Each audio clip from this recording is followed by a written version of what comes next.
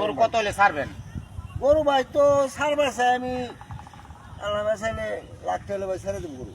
শুনেন, মালদার পার্টি আছে 2 জন, আর আমি উর্ফে যাবে সাবারি, উর্ফেটি কিন্তু আমার। আরে ভাই মালদার থেকে আর জামানি থেকে ওটা আচ্ছা। আপনার ব্যাপার, আপনি আমার লাখ দিবেন বুঝিয়ে আমি নিব। আচ্ছা রাজু, জি স্যার।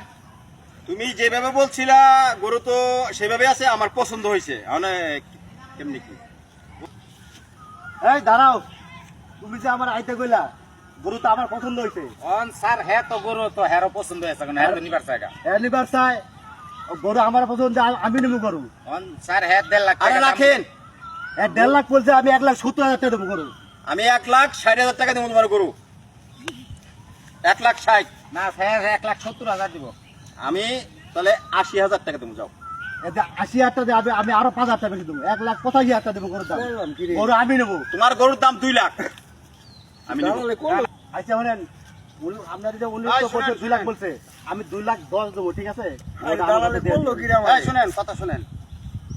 এটা কোরবানির গরু, এটা কোরবানির গরু। এই জায়গায় এত অহংকার দেখান যাবো না, টেকার গরম দেখান যাবো না। কিছু কথা শুনি, কিছু কথা বলি, শুনেন। কুরবানি কেন দেয়? আল্লাহরে রাজি খুশি করানোর জন্য কোরবানি দেয়। জি জি জি জি। তে ওই জিনিসটা নিয়ে আপনার এত টাকার অহংকার দেখাইতেছেন কেন? ব্যাপার কি? কিছু বুঝলামই না। সব বিষয় অহংকারী দেখান, এটা ঠিক না। জি হুজুর, কথাটা কি বুঝতে পারছেন? জি। আল্লাহ যেভাবে রাজি খুশি হয় ওইভাবেই আপনারা কুরবানিটা দেন। জি জি জি।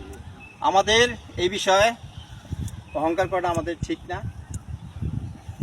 আমরা এটা আসলে এটা ভুল করছে, এটা ভুল করছেন।